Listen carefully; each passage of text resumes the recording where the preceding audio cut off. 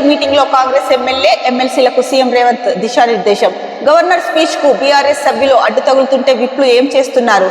మీరు మౌనంగా ఉంటే ప్రజల్లోకి తప్పుడు సంకేతాలు వెళ్తాయి. సభ్యులు రోజు సభకు రావాలి, పట్టు ఉన్న అంశంపై మాట్లాడాలని సూచన. సో నిన్న అయితే కనుక సిఎల్పి మీటింగ్ జరిగింది. దీంట్లో రేవంత్ రెడ్డి ఎమ్మెల్యేలు ఎమ్మెల్సీలకు అయితే కనుక దిశానిర్దేశం చేసి, నిన్న గవర్నర్ ప్రసంగం జరుగుతున్నప్పుడు ప్రతిపక్షాలు అడ్డు తగులుతుంటే విప్లు ఏం చేస్తున్నారు, మీరు అలా కామ్గా ఉంటే కనుక ప్రజలకు తప్పుడు సంకేతాలు వెళ్తాయి, మీకు పట్టున్న సబ్జెక్ట్ లో మాట్లాడండి, అలాగే సభ్యులందరూ కూడా రోజు అసెంబ్లీకి హాజరవ్వాలని చెప్పేసి రేవంత్ రెడ్డి అయితే కనుక చెప్పడం జరిగింది.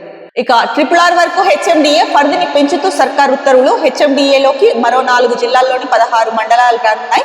మొత్తం 11 జిల్లాలు, 104 మండలాలు, 1355 గ్రామాలకు విస్తరించిన పరిధి. సో ఇప్పుడైతే కనుక RRR వరకు హెచ్ఎండిఏ పరిధిని పెంచుతూ సర్కార్ అయితే ఉత్తర్వులు జారీ చేసింది. దీనివల్ల హెచ్ఎండిఏలోకి 4 జిల్లాల్లోని 16 మండలాలు వస్తాయని చెప్పేసి మరో వార్త ఇచ్చారు.